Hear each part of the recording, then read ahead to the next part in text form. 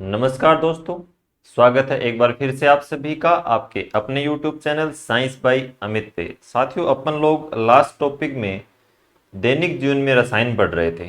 जो भी अपने डेली लाइफ से रिलेटेड चीज़ें होती हैं उनके बारे में हम लोग डिस्कस कर रहे थे।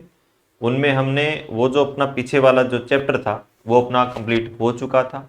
आज अपन लोग एक नया चैप्टर स्टार्ट करने वाले हैं जो आपके एग्जाम पॉइंट ऑफ व्यू से बहुत ज़्यादा इंपॉर्टेंट रहने वाला है। आप ये मान के चलिए कि यहाँ से यानी कि इस टॉपिक से आपको एक या दो क्वेश्चन कम से कम देखने को मिलेंगे, चाहे वो कोई भी कॉम्पिटिटिव एग्जाम हो। मतलब चाहे वो आपका फर्स्ट ग्रेड हो, चाहे वो आपका रीट हो, चाहे वो आपका एलडीसी हो, कोई भी कॉम्पिटिटिव एग्जाम हो, आप पीछे के पेपर उठा के देखेंगे तो यहाँ से। और एक टॉपिक जो है ना वो बहुत ज़्यादा इजी है। कई बार हम क्या कर देते हैं कि इसको ज़्यादा सोचने के चक्कर में है ना गलत कर देते हैं। तो कई बार ज़्यादा सोचना भी थोड़ा क्या हो जाता है, घातक हो जाता है हमारे लिए। हालांकि थोड़ा बहुत सोचना है लेकिन ज़्यादा नहीं सोचना है। इस टॉपिक को पढ़ते टाइम ज़्यादा माइंड लगाओगे तो क्वेश्चन को गलत कर बैठोगे। तो ज़्यादा माइंड नहीं लगाना है, एकदम फ्री माइंड होके जितना पढ़ोगे उतना आप इस क्वेश्चन को, इस टॉपिक के क्वेश्चंस को आसानी से टैकल कर पाएंगे। तो आइए अपन लोग उस टॉपिक के बारे में चर्चा करते हैं। आप शायद समझ गए होंगे हम कौन से टॉपिक की बात कर रहे हैं। आज का अपना टॉपिक रहने वाला है, आप सोचोगे ऐसा कौन सा टॉपिक आ गया जिसमें दिमाग ही नहीं लगाना। देखो ऐसा ही एक टॉपिक है और देखो आपको क्लास में याद हो जाएगा। आज है ना जो आप पढ़ोगे ना वो आप यहाँ पे याद करके जाओगे और गारंटी है कि आप भूलोगे ही नहीं, ठीक है ना। और अगर क्वेश्चन आ गया तो आपका गलत भी नहीं होगा। देखो टॉपिक का नाम ही ऐसा है, टॉपिक का नाम है प्यारे साथियों भौतिक परिवर्तन। और उसी के साथ साथ केमिकल चेंज यानी कि रासायनिक परिवर्तन। मैं शॉर्ट में लिख देता हूं, आप समझ गए होंगे। इतने आप समझदार हो चुके हैं अब, आप शॉर्ट में लिखी हुई चीजों को आसानी से समझ पाते हैं।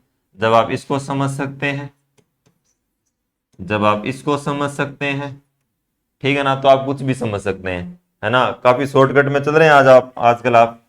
तो मेरे को ज्यादा वो बताने की शायद आवश्यकता नहीं है, ठीक है ना। देखो,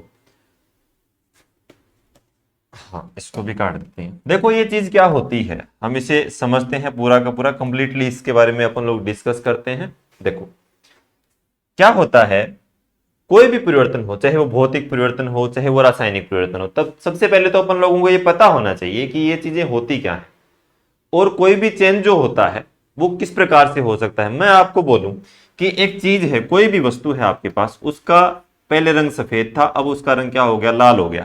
इसका मतलब उस इंसान में कोई ना कोई परिवर्तन तो आया है। सबसे पहले तो आप इस परिवर्तन को समझिए कि ये परिवर्तन क्या होता है। आपकी वर्तमान स्थिति और प्राचीन स्थिति, इन दोनों के बीच का जो डिफरेंस होता है वो क्या होता है, आपका परिवर्तन होता है। यानी कि मान लो आपके पास, पहले मैं हमेशा यही एग्जांपल देता हूं और आज भी फिर से वही एग्जांपल दे रहा हूं मैं आपको। मान लो पहले आपके पास 2 एप्पल थे और आप जब घर आए तो आपने देखा कि वहां पे 3 एप्पल फिर से पड़े हैं। तो वर्तमान में कितने एप्पल हो गए आपके पास, 5 एप्पल हो गए। क्यों हो गए, ये आपकी क्या है, प्राचीन स्थिति है।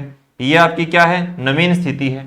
परिवर्तन कितने का आया है, इस 3 का आया है। बताइए +3 है या -3 है, तो आप बताएंगे +3 है। यहाँ पे प्लस चिन्ह ये बताता है कि आपने अपने आप को परिवर्तन में क्या किया है, इंक्रीज किया है, यानी कि आपका परिवर्तन जो है वो पॉजिटिव वे की तरफ हो रहा है। लेकिन वहीं पे आप देखेंगे कि मान लो आप 5 सेव लेकर के आए थे और घर आते ही आपने 2 मिनट के लिए उसको फ्रिज में रखा, आप सोचे कि नहा धो के आराम से खाएंगे। लेकिन आप जब वापस आते हैं तो पाते हैं कि वहां पे कितने सेव पड़े हैं, 2 ही सेव पड़े हैं। आपने बोले यार ये क्या हो गया, मैं तो अच्छे खासे छोड़ के गया था, ताजे ताजे थे, और आपके पास छोड़ दिए गले सड़े। कोई बात नहीं, खाने ही पड़ेंगे। तो परिवर्तन कितने का आया, 3 का आया। इस बार बताइए पॉजिटिव आया कि नेगेटिव आया, तो आप बताएंगे नेगेटिव आया है। और नेगेटिव चीज यहाँ पे क्या बताएगा कि जो भी वस्तु आपने प्राप्त की है, जो भी वस्तु जो थी आपके पास वो क्या थी, वो ज्यादा थी, अब क्या हो गई, कम हो गई है। तो इसका मतलब उसमें क्या आई है, कमी आई है, ठीक है ना। और कमी कितने की आई है, -3 की आई है। तो -3 आपको क्या बताएगा, कमी बताएगा। ये आपने कैसे निकाला -3, तो आपने ये जो वर्तमान स्थिति है इसमें से आपने पुरानी स्थिति को घटा दिया, यानी कि 2 में से आपने क्या घटा दिया, 5 घटा दिया। तो ये आपके क्या आएगा, ये आपका आ जाएगा -3। समझ रहे हो आप इन चीजों को। आप पहले क्या थे, मान लो पतले थे, अब आप मोटे हो गए हो, तो बीच वाला जो भी मोटापा है आपका, वो क्या है, आप में आने वाला परिवर्तन है। आपके विचार जो थे वो पहले बहुत अच्छे थे, अब आपके विचार नेगेटिव हो गए, तो वो जो नेगेटिव पॉइंट है वो आपका क्या है, परिवर्तन है। आप पहले बहुत ज्यादा नेगेटिव सोचते थे, अब आप बहुत ज्यादा पॉजिटिव सोच रहे हो, तो बीच का जो चेंज है, बीच का जो गैप है, पहले आपकी हाइट कम थी, अब आपकी हाइट ज्यादा है, ठीक है ना। तो जो भी परिवर्तन आप में आता है, आपके चाहे विचारों में आए, वो चाहे किसी भी वे में आए, वो आपका क्या होता है, परिवर्तन होता है। और परिवर्तन इस संसार का क्या है प्यारे साथियों, नियम है, यही गीता का ज्ञान है और कुछ नहीं है। ये सब ऐसे ही है, मोह माया है, ठीक है ना। देखो, तो कलर की बात करें तो कलर अगर चेंज होता है तो भी आप में क्या आएगा, परिवर्तन तो आएगा, ठीक है ना।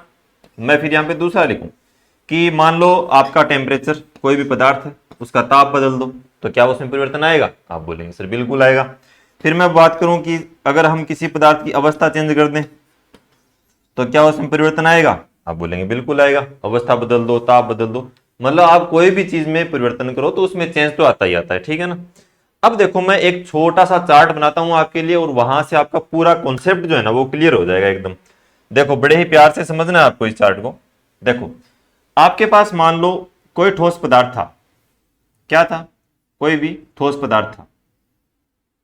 ठोस पदार्थ के अगर मैं उदाहरण की बात करूं तो मैं मान लेता हूं कि आपके पास एक पदार्थ है, आपके पास क्या है, एक पदार्थ है जो किसकी फॉर्म में है, वो मान लो बर्फ है। बताइए बर्फ ठोस होती है या द्रव्य होती है, गैस होती है, तो आप बड़े प्यार से बताएंगे कि सर इतना तो हमें पता ही है, ठीक है ना, इतना आपको क्या है पता है, तो वो क्या होती है, आपकी ठोस अवस्था में होती है।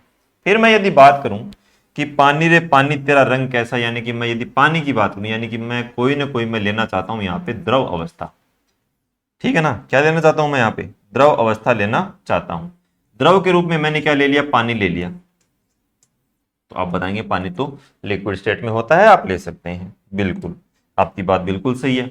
फिर मेरा मन कर गया कि एक गैसीय पदार्थ लेते हैं, तो आप गैस बता देंगे मेरे को, क्योंकि पानी जो होता है ना वो तीनों अवस्थाओं में पाया जाता है। तीनों अवस्थाओं में क्या होता है, ये पाया जाता है प्यारे साथियों।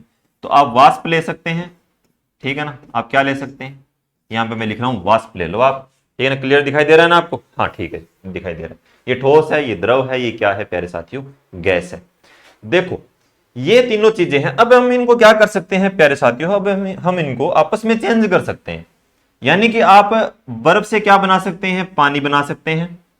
आप पानी से वापस क्या बना सकते हैं, बर्फ बना सकते हैं।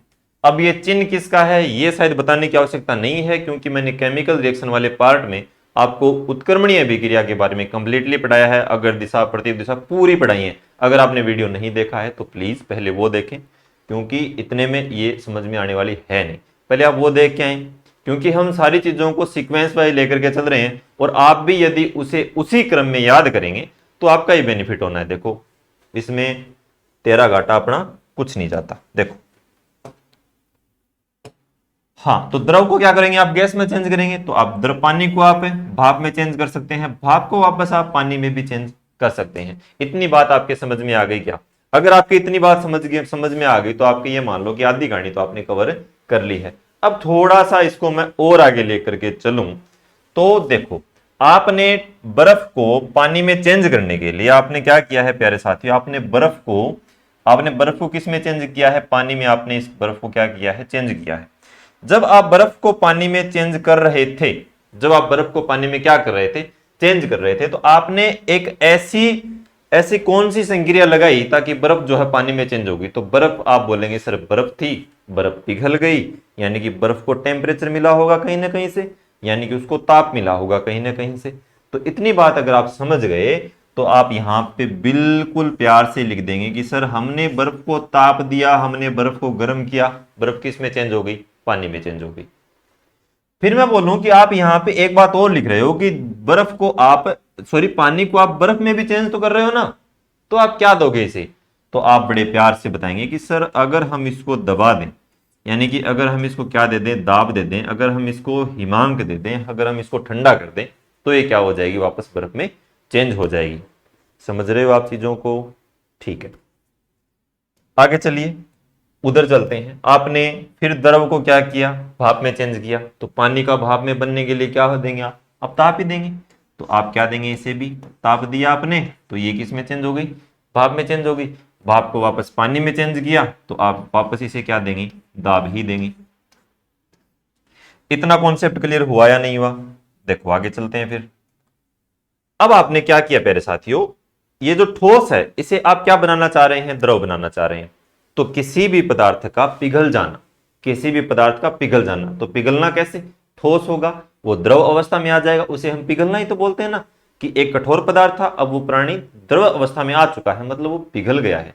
पत्थर दिल वाला इंसान क्या हो गया प्यारे साथियों, पिघल गया है, मतलब वो क्या हो गया है प्यारे साथियों, वो पिघल गया है। पिघला कैसे, उसको क्या मिला है, उसको एक गलनांक मिला है, उसको क्या मिला है प्यारे साथियों, गलनांक मिला है। उसे क्या मिला है, उसको गलन बिंदु मिल गया है, उसने मतलब अपना फिक्स टेम्परेचर पॉइंट प्राप्त कर लिया, और वो गलना क्या हो गया, स्टार्ट हो गया, पिघलना स्टार्ट हो गया। सख्त लोंडा था, पिघल गया, गलनांक हो गया। देखो आगे चलो, आपने क्या किया, पानी को क्या बनाना चाह रहे हो आप, गैस बनाना चाह रहे हो। पानी को क्या बनाना चाह रहे हो आप, गैस बनाना चाह रहे हो। तो आप क्या देंगे इसे, पानी को उबालना पड़ेगा या नहीं पड़ेगा। अब कोई जरूरी तो नहीं है प्यारे साथियों कि भाप बनने के लिए द्रव का उबलना जरूरी है क्या, बिल्कुल जरूरी नहीं है। कोई फिक्स नहीं है कि भाप बनेगी तो इसके लिए पानी उबलना चाहिए, ये कोई जरूरी नहीं है। क्यों जरूरी नहीं है, आप कपड़े सुखा के आते हैं, कपड़े धोते हैं, कपड़े सुखाते भी हैं, आप नहीं धोते हैं तो कपड़े सूखे हुए यानी कि सूखते हुए तो जरूर देखे होंगे, उसमें पानी नहीं होता क्या। आप बोलेंगे सर पानी तो होता ही है, गीले होते हैं, वो सूख जाते हैं ना, सूख जाते हैं। कैसे सूख जाते हैं, तो वो भाप बन के उड़ जाते हैं।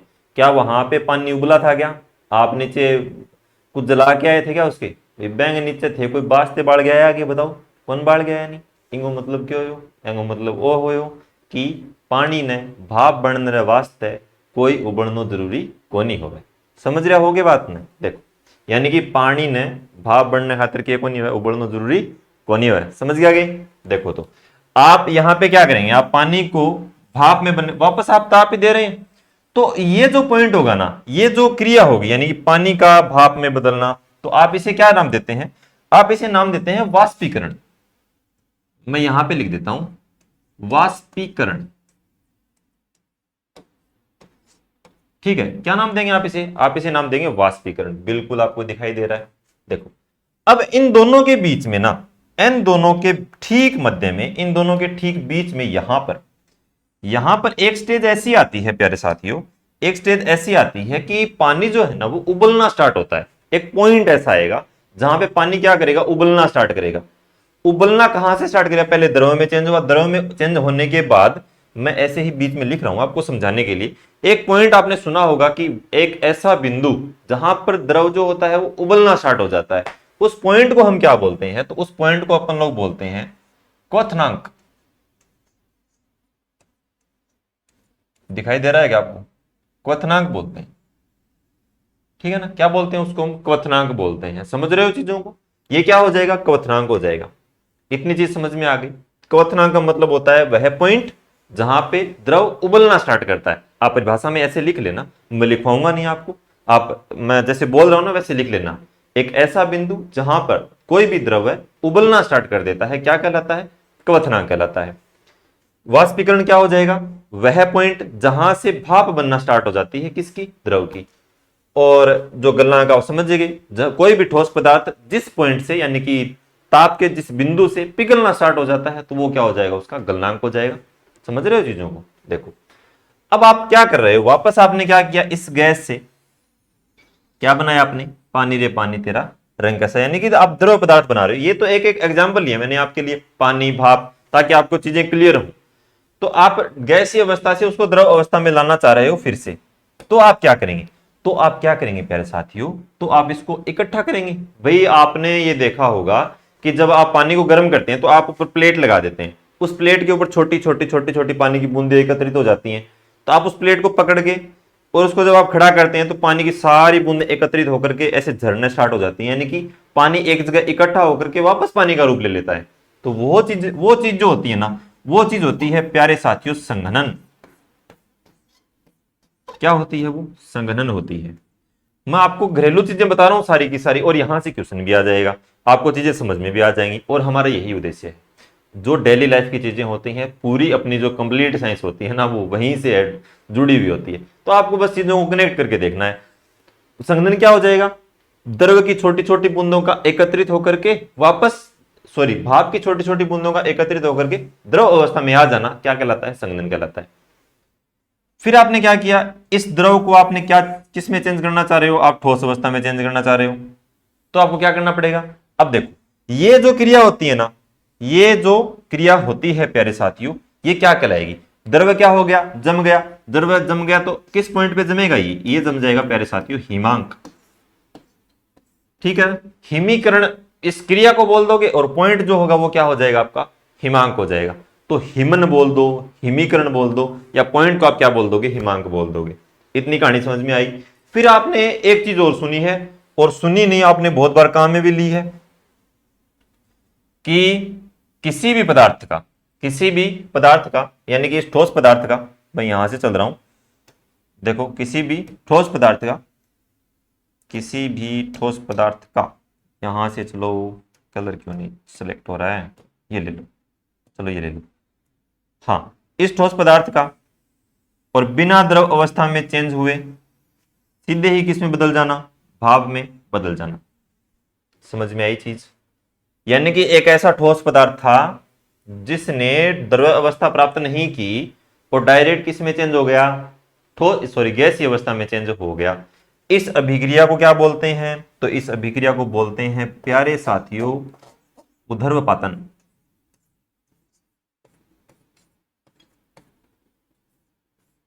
कई बार अंग्रेजी नाम भी लिखा हुआ मिल सकता है आपको, आप इसे लिख लेना सब्लिमेशन।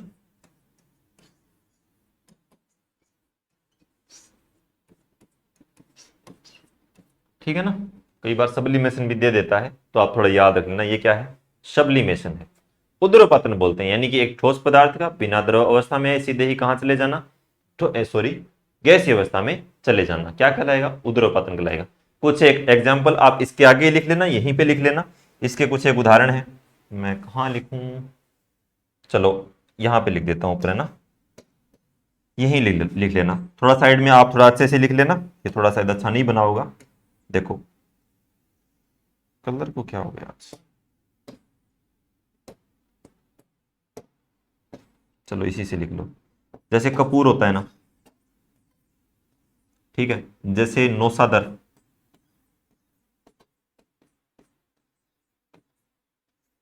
तो ये जो पदार्थ होते हैं ना, वो इसके अंतर्गत आ जाएंगे। ठीक है ना।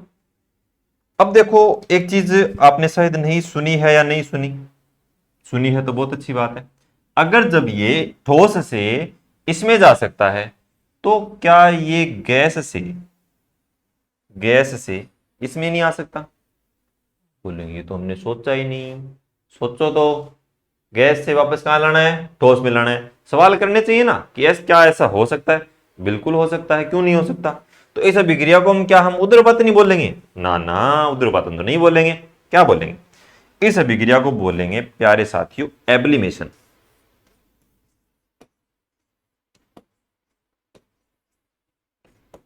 एब्लिमेशन बोलेंगे। क्या बोलेंगे? एब्लिमेशन बोलेंगे।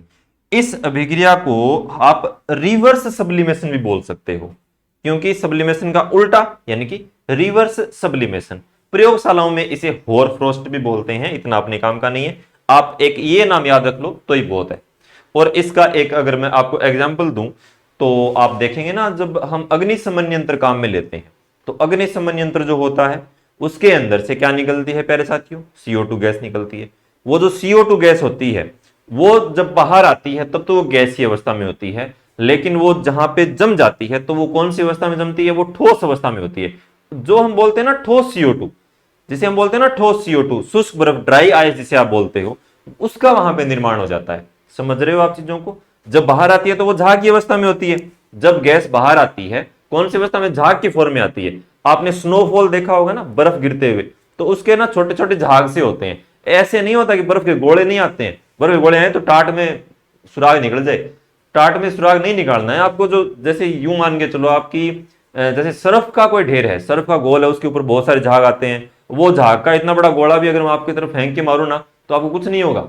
लेकिन अगर वो जो अपने ओले पड़ते हैं ना, ओले, हाँ, जो ओड़ो सिर में लाग जानी तो टाट का माकर बेच को निकल जा, इतो तकड़ो होगा ओड़ो, क्योंकि प्रेशर बहुत ज्यादा हो जाए, ऊपर आगे पड़े जाए। तो बर्फ ठोस अवस्था में नहीं होती है वो, लेकिन उसको हम ठोस CO2 बोलते हैं, क्योंकि बेसिकली हम बर्फ को क्यों किस में मानते हैं? ठोस में मानते हैं। तो ठोस के भी कुछ एक अलग प्रकार हो जाते हैं, जैसे अर्ध ठोस होता है।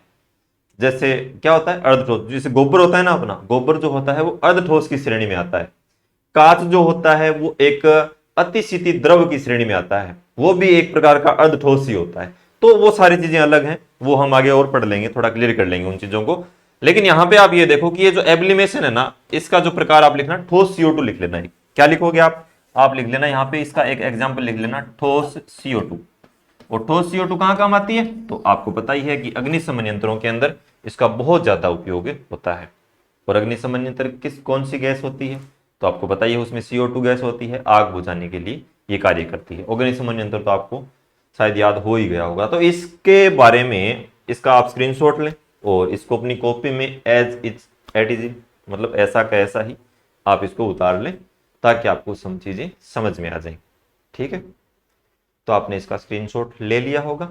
हम थोड़ा आगे चलते हैं, अब मतलब टॉपिक की बात करते हैं।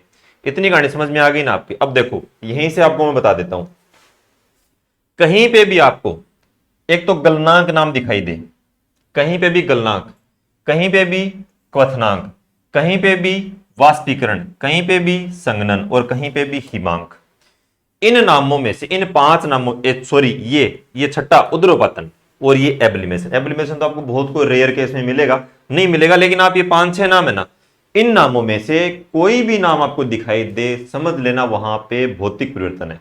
कौन सा परिवर्तन है वहां पे, भौतिक परिवर्तन है। तो भौतिक परिवर्तन के कितने क्वेश्चन याद हो गए आपको।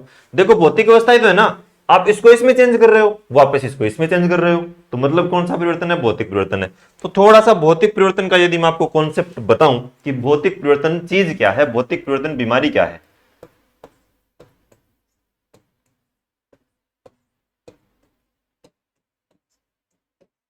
भौतिक परिवर्तन, भौतिक परिवर्तन में क्या क्या होगा, पदार्थ की अवस्था चेंज हो सकती है क्या, बिल्कुल चेंज हो सकती है।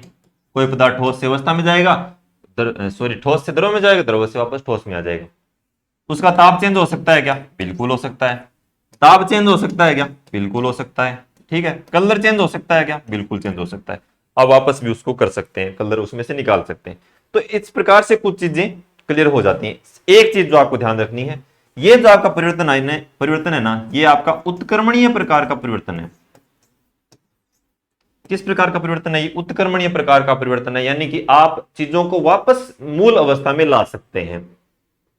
तो कई बार क्या होता है कि हम लोग ज्यादा दिमाग यहां पे लगा लेते हैं कि यार ये चीज क्या वापस आ जाएगी, आ जाती है वापस चीजें, ठीक है ना, लेकिन अपने को नहीं आता है ना, वो अपने बस की बात नहीं है ना। अब अपने बस की बात नहीं है तो इसका मतलब क्या चीजें वापस आएंगी नहीं क्या, ये बताओ। कुछ चीजें अपने बस में नहीं होती हैं, लेकिन ऐसा नहीं है कि उनकी इम्पॉसिबिलिटी नहीं होती है। इम्पॉसिबल नाम में भी अगर आप उसको अलग अलग करके देखेंगे ना, तो उसमें भी है कि आई एम पॉसिबल, ऐसा ही बनता है वो। लेकिन क्या होता है कि ये जो चीजें हैं ना, वो हमें नहीं आती, हमारे बस की बात नहीं है। भाई हमारे बस की बात की तो ये भी नहीं है कि हम दूध को मतलब दही बना, कई लोगों को दही बनाना नहीं आता। जैसे मेरे को नहीं आता दही कैसे बनाते हैं, कैसे जावण लगाते हैं, उसको न्यू न्यूया करते हैं, थोड़ा ठंडा रह जाए, गर्म रह जाए, उसमें भी टेक्निकल इश्यू होता है, अपना अपना कुछ कुछ अलग अलग होता है ना। कईयों के हाथों से दही जो बड़ा अच्छा जमता है, और कईयों के हाथों मेरे जैसे को नहीं जमता है, ठीक है ना। कईयों से चाय बहुत अच्छी बनती है, कईयों से नहीं बनती है। तो वो अलग अलग पर्टिकुलर होता है ना। अब कोई इंसान ये बोल दे जिसको चाय बनानी नहीं आती, वो बोलते नहीं नहीं चाय तो क्या है, तो चाय तो बनती है, लोग तो बनाते हैं ना। तो कुछ चीजें हमारे बस में नहीं होती, तो ऐसा नहीं है कि वो सब पे लागू हो जाएगी। तो भौतिक परिवर्तन भी ऐसा ही है, अवस्था चेंज हो रही है, आप समझ लेना भौतिक परिवर्तन है। ये जो मैटर है ना, ये मैटर तो आपका किस में भी रहेगा, रासायनिक परिवर्तन में भी रहेगा। लेकिन उसमें क्या होगा, उसमें सिर्फ और सिर्फ एक ही चेंज करना है आपको। क्या लिखना है आप उसको, उस चेंज में, उसमें आप ये लिखेंगे कि जो रासायनिक परिवर्तन होता है ना, ये तो उत्क्रमणीय है, और वो क्या हो जाएगा आपका अनुत्क्रमणीय हो जाएगा। तो आप क्या लिखेंगे कि रासायनिक परिवर्तन जो होगा ना, वो क्या है आपका अनुत्क्रमणीय प्रकार का परिवर्तन है। अब मैं आपको सिर्फ और सिर्फ वो चीजें बता रहा हूं जहां से एग्जाम में क्वेश्चन आपको देखने को मिलेगा। कुछ एक उदाहरण मैं आपको दूंगा, वहां से आपको सारे जो कॉन्सेप्ट है ना, वो आपके इतने क्लियर हो जाएंगे ताकि आपका कोई क्वेश्चन जो है ना, वो गलत नहीं होगा। देखो उदाहरण लिख रहा हूं मैं यहाँ पे, तो आप बताने का प्रयास करेंगे इसमें कौन सा परिवर्तन होगा, ठीक है ना। और ये मान के चलें कि जहां पे आप वो बोलते हैं ना कि दो का चिंता में पड़ जाते हैं ना, कि यार ये होगा, ठीक है ना, तो वहां पे ना भौतिक परिवर्तन ही कर देना, ठीक है ना। लास्ट में थक हार के जो कुछ भी समझ में नहीं आए ना, तो या तो छोड़ देना और तुक्का में लगाओ ना, तो फिर कौन से पे लगाना है, भौतिक परिवर्तन पे लगाना है। क्योंकि आपसे क्वेश्चन भी है ना भौतिक परिवर्तन का ही पूछेगा अगला, रासायनिक का तो पूछेगा ही नहीं, बहुत कम चांस होते हैं। देखो जैसे मैं आपको बोलूं पानी में, यार क्या सिस्टम, पानी में चीनी का घुलना, ठीक है, पानी में चीनी का घुलना, पानी था उसमें हमने चीनी घोल दी, तो क्या आप पानी से वापस चीनी को अलग कर सकते हो? बिल्कुल अलग कर सकते हैं। पानी गर्म करोगे, पानी भाप बन के उड़ जाएगा, वापस चीनी आ जाएगी अपने पास। इसका मतलब कौन सा परिवर्तन है? भौतिक परिवर्तन है। दूसरा उदाहरण देखो, जैसे मैं इसी को रिपीट कर देता हूं, पानी में नमक का घुलना, ठीक है, तो वो क्या हो जाएगा? यही हो जाएगा। तीसरा मैं आपको लिखूं, सोने का पिघलना,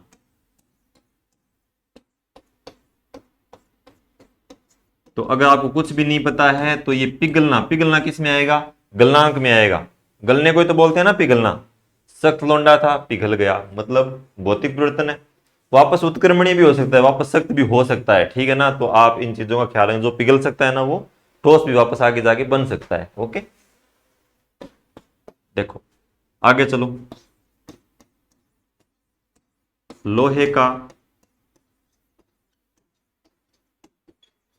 चुंबक में बदलना, और ये चीज तो आपको मेरी बताई हुई है ही, ठीक है ना। काफी अच्छा उदाहरण भी दिया था इसके ऊपर, आपको एक क्लास की कहानी भी सुनाई थी। लोहे का चुंबक में बदलना, लोहा क्या होता है? लोहे को आप चुंबक में बदल सकते हो, और चुंबक को आप वापस लोहे में चेंज कर सकते हो। कैसे? तो चुंबक को आप, चुंबक के पीटने से चुंबक के गुण नष्ट हो जाते हैं। बहुत अच्छी कहानी सुनाई थी पीछे वाली क्लास में, आप देखना कभी, आपने नहीं देखी है तो, ठीक है ना। तो पीटने से क्या हो जाते हैं? चुंबक के गुण क्या हो जाते हैं? नष्ट हो जाते हैं। तो लोहा चुंबक में चेंज हो जाएगा, चुंबक से वापस लोहे में चेंज हो जाएगा, कोई दिक्कत वाली बात नहीं है। और अब वो सारी चीजें यहां पे लिख लेना, आप लिख लेना गलनांक यानी गलन, ठीक है। हिमांक जो होगा वो इसी में आ जाएगा, और जो आपका ऊर्ध्वपातन होगा वो भी इसी के अंतर्गत आ जाएगा, ठीक है। और क्या था वहां पे? और वाष्पीकरण था, और क्या था? और था आपका क्वथनांक। तो ये सारे के सारे जो एग्जाम्पल है ना, वो किसके हैं? वो आपके भौतिक परिवर्तन के। और भी हैं, देखते जाओ आप इसका स्क्रीनशॉट लें एक बार के लिए।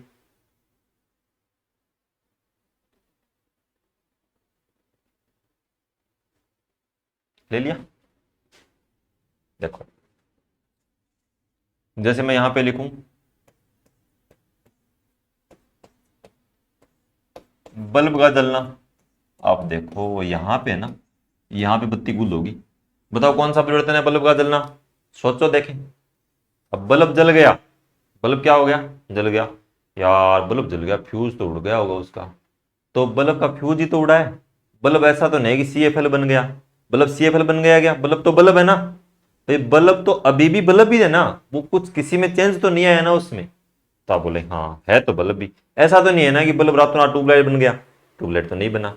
ऐसा है क्या? बल्ब पहले तो बल्ब था यार, अभी तो देखा था बल्ब था, इतने में तो पंखा बन गया, ऐसा है क्या? ऐसा भी नहीं है। तो इसका मतलब वो क्या है? भौतिक परिवर्तन ही है, ठीक है ना। और चलो, जैसे मैं ये आपको बोलूं, ये देखो ये क्वेश्चन बहुत कंफ्यूज करेगा। कागज को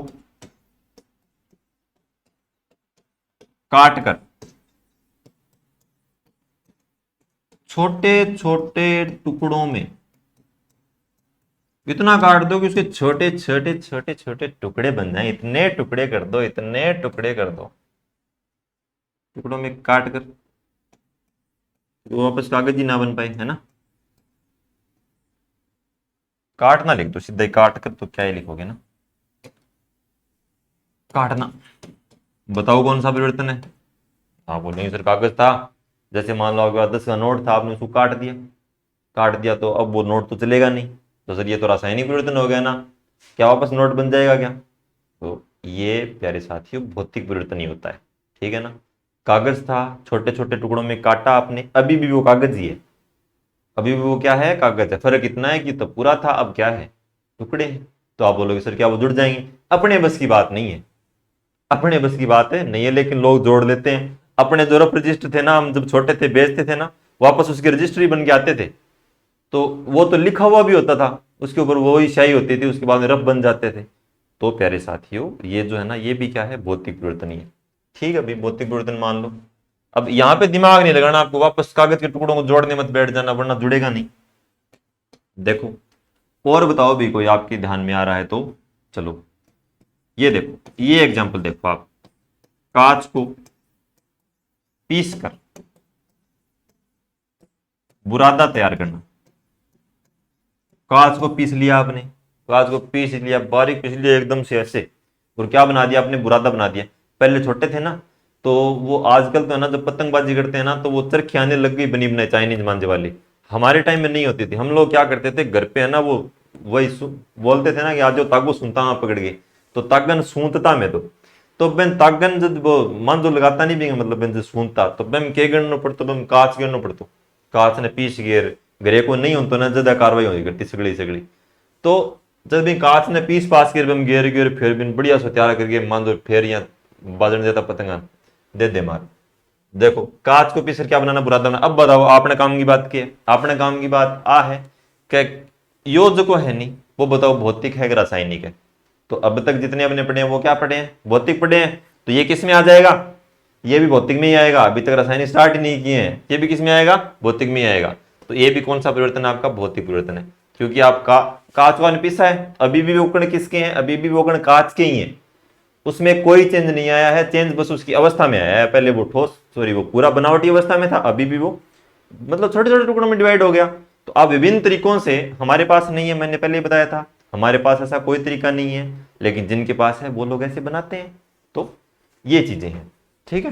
ज्यादा दिमाग नहीं लगाना है, ओके। तो दिमाग पर लोड ना दो, और सब्जेक्ट बहुत है ना लोड देने के लिए। ये तो मतलब बहुत ही जोली मूडी पढ़ना है आपको, एकदम हंसते हंसते मुस्कुराते मुस्कुराते। देखो चीजें क्लियर हो रही हैं फटाफट।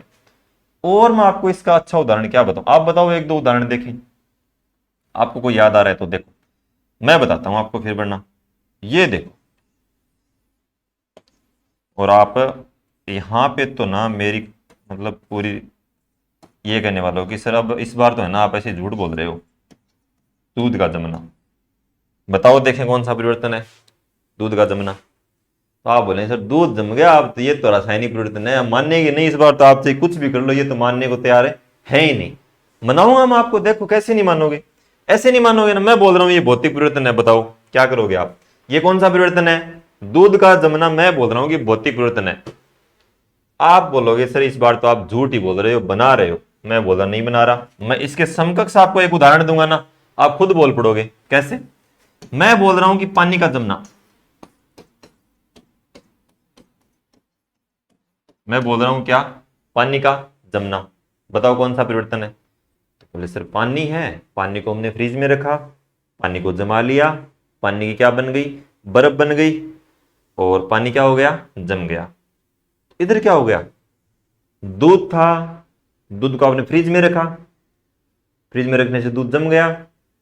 अभी भी तो वो दूध ही है, आपने जान दिया है क्या इसमें। मैंने कहीं पे ये लिखा है क्या कि दूध का दही में बदलना, लिखा है क्या। तो क्या दूध को जब आप फ्रिज में रखोगे दूध जमेगा नहीं क्या, तो जमेगा।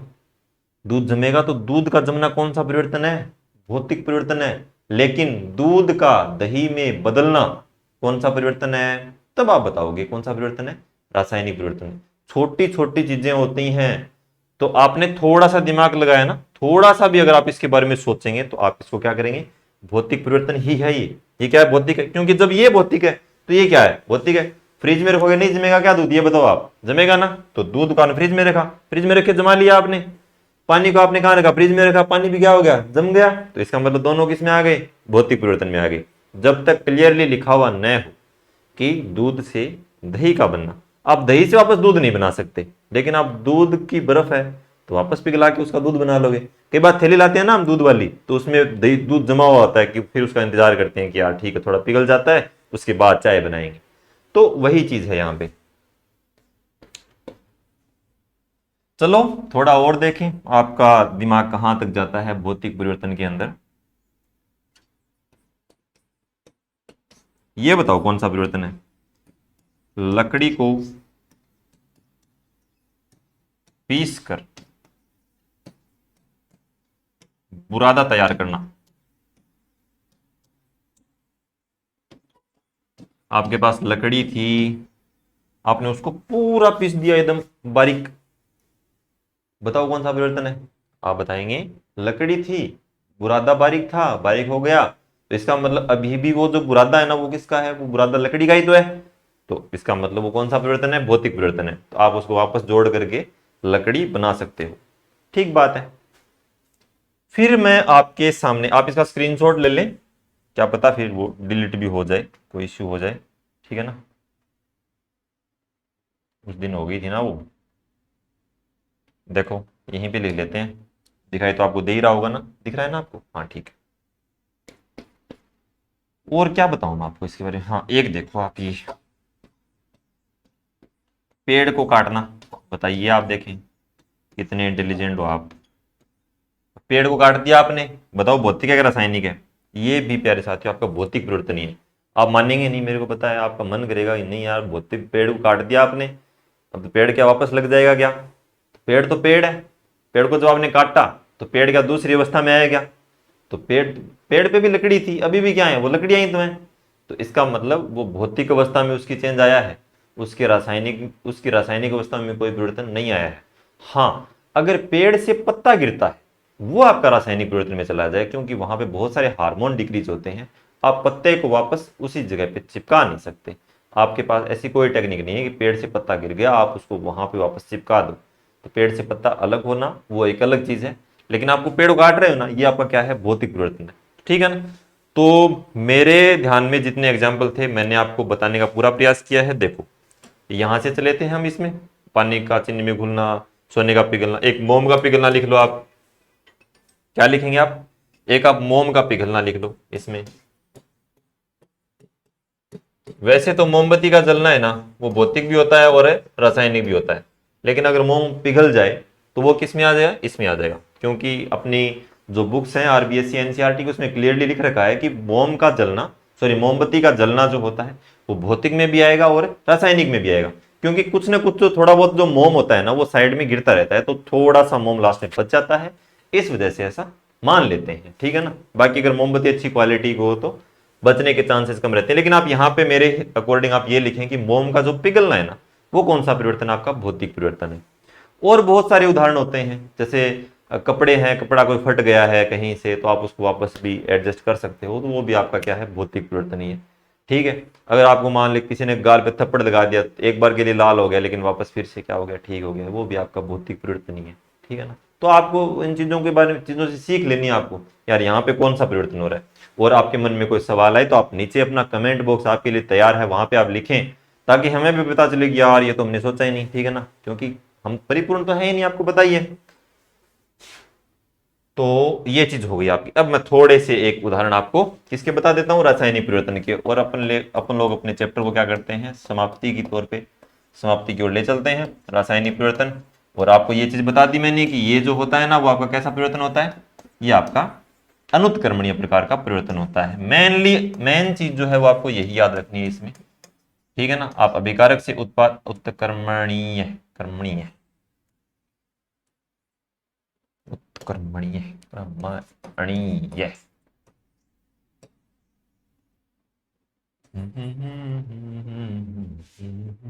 देखो मैं थाने उदाहरण बता दूं, सीधे सीधे थारे याद हो जाना। देखो पहलो तो वही है आपने के दूध से, दूध के बना दियो थे, दही बना दियो, दूध से दही का बनना। अब बताओ क्या हो गए?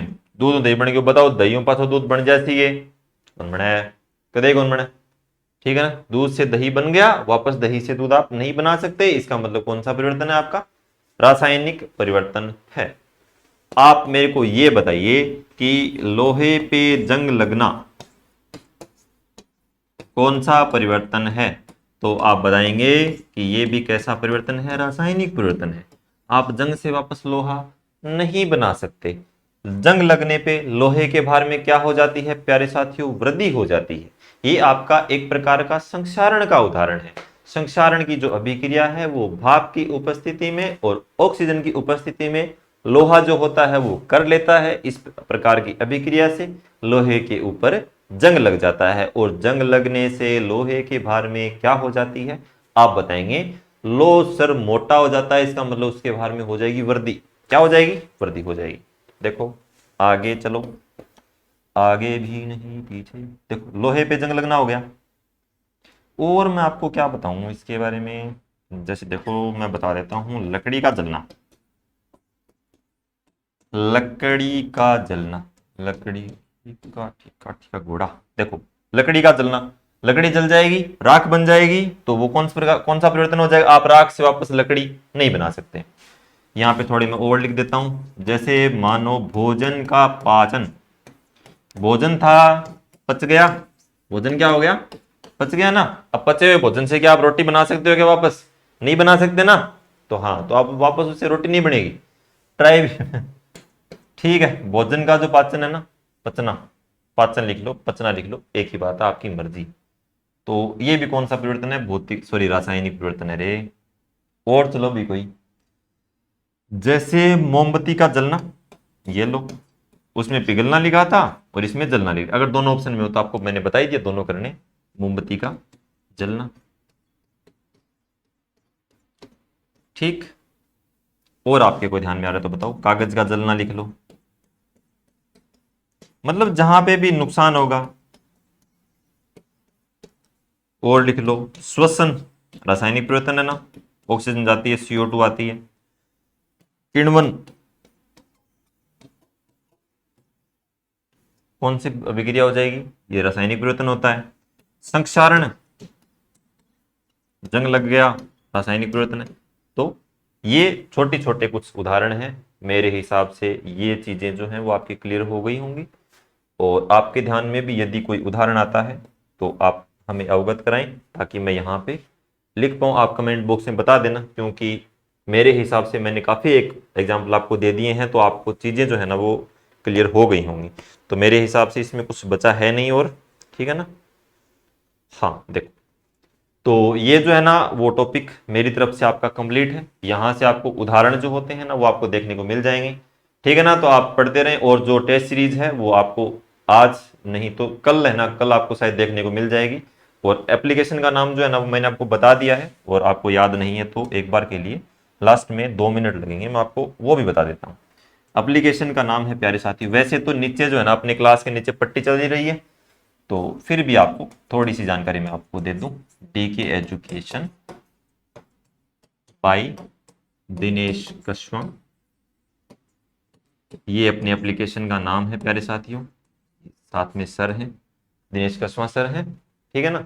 DK education by Dinesh Kashyap sir हैं, सर मैथ पढ़ाते हैं, और मैं थोड़ी बहुत साइंस के साथ वो कर लेता हूँ धक्का पेल, लेकिन सर मैथ जो है ना बहुत अच्छी पढ़ाते हैं। तो DK education by Dinesh Kashyap mobile application है, प्ले स्टोर पे जाएंगे, आप इसे डाउनलोड करेंगे तो आपको एक एप्लीकेशन दिखाई देगा, वहां से इसे डाउनलोड करें। वहां पे आपको मैथ के किस सब्जेक्ट के, मैथ के आपको 17 टेस्ट जो आगे होने वाले हैं उसका टाइम टेबल डाल दिया गया है, 1 अक्टूबर से स्टार्ट हो जाएंगे। और अपने साइंस के, किस सब्जेक्ट के, साइंस के आपको 25 टेस्ट दिखाई देंगे, आज नहीं तो कल दिखाई दे जाएंगे, लेकिन आप एप्लीकेशन डाउनलोड कर लें। साइंस के टोटल 25 टेस्ट होंगे, प्रत्येक टेस्ट के अंदर, प्रत्येक टेस्ट के अंदर आपके 35 क्वेश्चन होने वाले हैं। कितने क्वेश्चन होंगे, 35 क्वेश्चन होंगे। प्रत्येक टेस्ट में आपको 10 क्वेश्चन किसके देखने को मिलेंगे, 10 क्वेश्चन आपको देखने को मिलेंगे केमिस्ट्री के, ठीक है, 10 क्वेश्चन आपको देखने को मिलेंगे फिजिक्स के, और 10 क्वेश्चन ही आपको किसको देखने को मिलेंगे, बायो के। और बचे हुए जो 5 क्वेश्चन होते हैं ना वो आपको देखने को मिलेंगे टीचिंग मेथड के, ठीक है ना। स्पेशली रीट अभ्यर्थियों के लिए ये जो टेस्ट सीरीज है वो चलाई गई। रीट का जो पेपर होने वाला है आगे, जो भी साइंस का मेन एग्जाम जो होने वाला है, रीट का, रीट मुख्य परीक्षा, अध्यापक परीक्षा जो है वो होने वाली है, उसको ध्यान में रखते हुए बिल्कुल एकदम एग्जाम पैटर्न पर आधारित आपके 25 टेस्ट होंगे, जो NCERT, RBSE और अदर बुक्स से पूरा एकदम निचोड़ निकाल करके बनाए हुए हैं। तो मेहनत का तो खैर आपको मैं क्या ही शेयर करूं, लेकिन ये मान के चलिए कि इनमें से आपको है ना सिलेबस जो है ना वो आप ये मान के चलिए कि आपको पूरा क्लियर हो जाएगा। जो चीजें जो है ना जो आपने नहीं पढ़ी हैं तो वो आपकी क्लियर हो जाएंगी। यहाँ से आपको नए नए क्वेश्चंस देखने को मिलेंगे, आपके लेवल के क्वेश्चन आपको देखने को मिलेंगे। अब कई पूछ लेंगे सर हम तो LDC की तैयारी करते हैं, तो उनके लिए 30 क्वेश्चन तो है ना ये तो काम के हैं, और ये 5 क्वेश्चन टीचिंग मेथड वाले हैं ना ये उनके फ्री में समझ लेना आप, ये उनके लिए फ्री है, ठीक है ना। तो ये 30 क्वेश्चन है ना, ये तो चाहे आप कोई भी कॉम्पिटिटिव एग्जाम की तैयारी कर रहे हैं जिसमें भी ये टॉपिक्स आते हैं रीट वाले सिलेबस के, उनसे, यानी कि ये जो एनसीईआरटी आरबीएससी की बुक से बनाए हुए क्वेश्चन है सारे के सारे, ठीक है। तो आप इस टेस्ट सीरीज का अवश्य फायदा उठाएं। आपके लिए ये टेस्ट सीरीज तो 1 तारीख से स्टार्ट हो जाएगी, और ये आज देखते हैं शाम तक, नहीं तो कल डलवा दी जाएगी। पहला टेस्ट आपके लिए बिल्कुल फ्री रहने वाला है। पहला टेस्ट जो होगा, तो आप पहला टेस्ट तो अवश्य दें, ताकि आपको पता चल जाएगा कि किस प्रकार से अपना आगे के जो पेपर हैं वो होने वाले हैं। आपको अंदाजा लग जाएगा, आपको अच्छी लगे तो आप आगे बढ़े, वरना तो कोई बात नहीं। इसके अलावा आप अपना टेलीग्राम चैनल भी ज्वाइन कर सकते हैं। टेलीग्राम चैनल अपने खुद के चैनल के नाम से ही है, साइंस बाय अमित सर।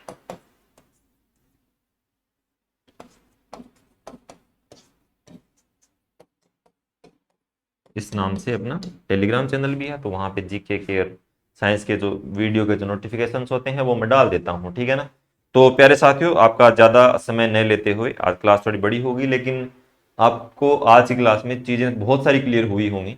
आप इन चीज़ों को अलग अलग टॉपिक्स में लगा के देखेंगे ना, तो भी आपके कॉन्सेप्ट जो है ना वो क्लियर होंगे, ठीक है प्यारे साथियों। तो हम बहुत जल्दी एक नेक्स्ट वीडियो के साथ मिलने वाले हैं। आप अपनी तैयारी में मस्त रहिए, स्वस्थ रहिए, हंसते रहिए, मुस्कुराते रहिए और पढ़ते रहिए, ठीक है ना। बाकी और कोई काम अपने है नहीं, ठीक है ना। और हाँ, राज्य खुशी रहियो, लड़ाई ना करियो, पहला बूढ़िया ही कहता तो आप में आओ, हाँ लड़ियो ना, ठीक है ना। हाँ, शाना होता रहिए, कदाच लड़ मरो। ठीक है।